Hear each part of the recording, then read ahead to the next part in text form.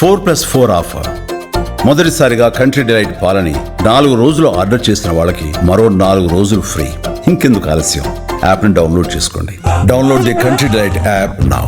సిరియాలో జరుగుతున్న హింసాకాండలో more than 1000 people చనిపోయారు.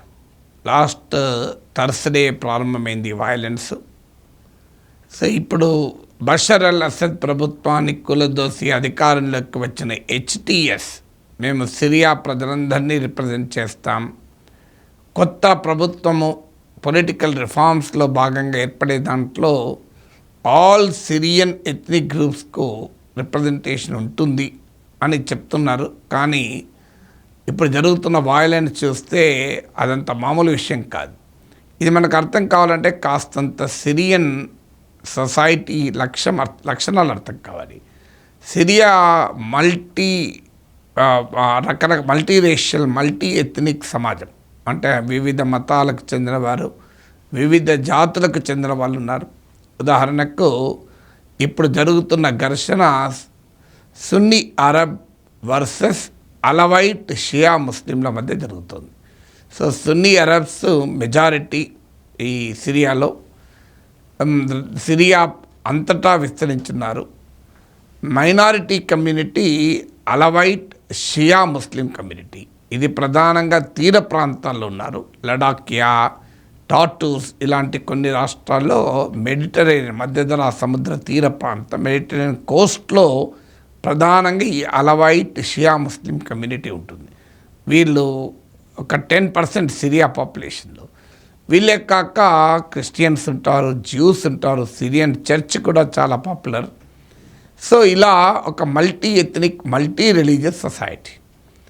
ఇప్పుడు జరుగుతున్న ఘర్షణ ఏంటంటే సిరియాలో 50 ఏళ్ల పాటు బషర్ అల్ అసద్, అంతకుముందు ఆయన ఫాదర్ రాజ్యం వెళ్ళారు.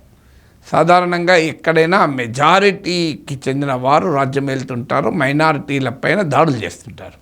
సిరియా హిస్టరీ ఇందుకు భిన్నంగా Bashar al Assad minority community అయినటువంటి అలవైట్ షియా ముస్లిం కమ్యూనిటీకి చెందినవారు. మెజారిటీ ప్రజలేమో సున్నీ అరబ్లు, జ్యూస్, క్రిస్టియన్స్, ఇతరులు కూడా ఉన్నప్పటికీ Sunni Arabs majority. So Sunni Arabs majority ఉన్నటువంటి దేశంలో అలవైట్ షియా ముస్లిం మైనారిటీ 10%కు రిప్రజెంట్ చేసేటువంటి బషర్ అల్ అసద్ కుటుంబం ఒక రకంగా 5 దశాబ్దాల పాటు పాలించింది. ఇప్పుడు ఈ సున్నీ అరబ్ చెందినటువంటి వారు అధికారానికి వచ్చారు. సో HTS అబూ మహమ్మద్ అల్ జలానీ నాయకత్వంలో ఈ HTS, అతని పేరు యాక్చువల్గా అహ్మద్ అల్ షరా, ఆయన సూడోనిమ్ ఏంటంటే అబూ మహమ్మద్ అల్ జలానీ. ఇది అంతకుముందు నేను హిస్టరీలో సిరియా హిస్టరీ చెప్పాను. బషర్ ప్రభుత్వం పడిపోయినప్పుడు ఇది ప్రధానంగా అల్ ఖైదా అఫిలియేట్. కానీ ఆ తర్వాత అల్ ఖైదా నుంచి కాస్త దూరమై సిరియాలో ఒక మిలిటెంట్ గ్రూప్గా అల్ ఖైదా స్పిరిట్తో పనిచేసింది. ప్రధానంగా ఇడ్లిబ్ రాష్ట్రంలో నార్త్ వెస్టర్న్ ప్రావిన్స్లో మాత్రమే ప్రామినెంట్గా ఉండేది. కాస్త దేశమంతా విస్తరించి ఇతర రిబల్స్ను కూడా కలుపుకొని చివరకు బషర్ అల్ అసద్ ప్రభుత్వాన్ని కూలదోసింది. బషర్ అల్ అసద్ రష్యాకు పారిపోయాడు, రష్యాలో ఉన్నాడు. సో ఇక్కడ బషర్ అల్ అసద్ అధికారంలో ఉన్నప్పుడు రష్యా, ఇరాన్లు బషర్ అల్ అసద్కు మద్దతు ఇచ్చాయి. సో బషర్ అల్ అసద్ ప్రభుత్వానికి వ్యతిరేకంగా అమెరికా, అరబ్ కంట్రీస్, తుర్కియే లాంటి దేశాలు, ఇతర దేశాలు ఇక్కడ రకరకాల రిబెల్స్కు ప్రోత్సాహం ఇచ్చారు.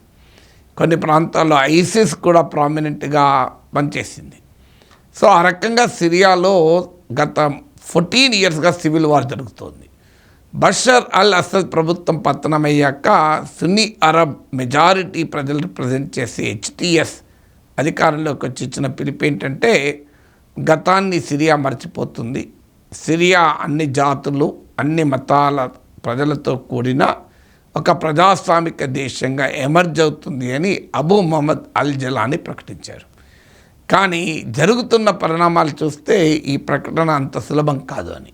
ఎందుకంటే ఇప్పుడు అలవైట్ ప్రాంతాలైనటువంటి లడాఖ్యా, టాటూస్ ఈ రాష్ట్రాలు తీర ప్రాంతాల పైన ప్రభుత్వ బలగాలు అలాగే సున్నీ అరబ్ మిలిషియా, ప్రైవేట్ మిలిషియా కూడా విరుచుకుపడింది. అక్కడ కేవలం బషర్ అల్ అసద్ ప్రభుత్వ మద్దతుదారులు, ఆయుధాలు పట్టుకున్న బషర్ సపోర్టర్స్నే కాదు, సివిలియన్స్ను కూడా కాల్చి చంపారు. ఇష్టం వచ్చినట్టుగా ఇళ్ళ మీద పడి ఇళ్ళను కాలబెట్టారు. ఇంట్లలో ఉన్న వాళ్ళని తీసుకొచ్చి రోడ్డు మీద కాల్చి చంపేశారు.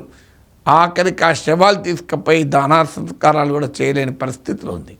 దీనికి కారణం ఏంటంటే బషర్ ప్రభుత్వం ఉండగా 5 దశాబ్దాల పాటు ఈ అలవైట్ షియా ముస్లిం కమ్యూనిటీ మా పైన వైలెన్స్ క్రియేట్ చేసింది, మా పైన అరాచకాలు చేసింది, మా పైన ఆధిపత్యాన్ని చెలాయించింది, అత్యాచారాలు చేసింది. కనుక ఆ కమ్యూనిటీ పైన మేము ఇప్పుడు అటాక్ చేస్తాం, ఇది రివెంజ్ కిల్లింగ్స్ అంటూ ఈ సున్నీ అరబ్ తెగల వాళ్ళు చెప్తున్నారు. సో ప్రభుత్వం అఫీషియల్గా చెప్తుంది అబూ మొహమ్మద్ అల్ జిలానీ, ఎవరైనా వ్యక్తులు తప్పులు చేస్తే వారిని ఖచ్చితంగా శిక్షిద్దాం గత ప్రభుత్వంలో, కానీ పౌరులపైన పడకూడదని పిలిపించారు. చివరకు తన ప్రభుత్వ బలగాల్లో కూడా తన ప్రభుత్వానికి మద్దతు ఇచ్చే తన సున్నీ అరబ్ చెందిన వారైనా ఎవరైనా సివిలియన్స్ను కాల్ చేస్తే, సివిలియన్స్ చంపితే వాళ్ళపైన కూడా చర్యలు తీసుకుంటామని హెచ్చరించారు. కానీ ఈ హెచ్చరికలు ఏది ఫీల్డ్ మీద పనిచేయడం లేదు. ఈలోగా అలవైట్ షియా ముస్లిం కమ్యూనిటీకి చెందిన వారిలో బషర్ అల్ అసద్ ప్రభుత్వం ఉండగా వీళ్ళే అన్ని ప్రభుత్వ పదవుల్లో ఉండేవారు. సో వారు రీగ్రూప్ అవుతూ కొంతమంది ఆయుధాలు కూడా పట్టుకొని ఆ ప్రాంతంలో ఈ మెడిటరేనియన్ కోస్టల్ ప్రాంతంలో ఉన్న మౌంటైన్స్ను, ఫారెస్ట్లను ఉపయోగించుకొని వాళ్ళు ఆర్మ్డ్ గ్రూప్గా మళ్ళీ ప్రభుత్వానికి వ్యతిరేకంగా రీగ్రూప్ అవుతున్నారు.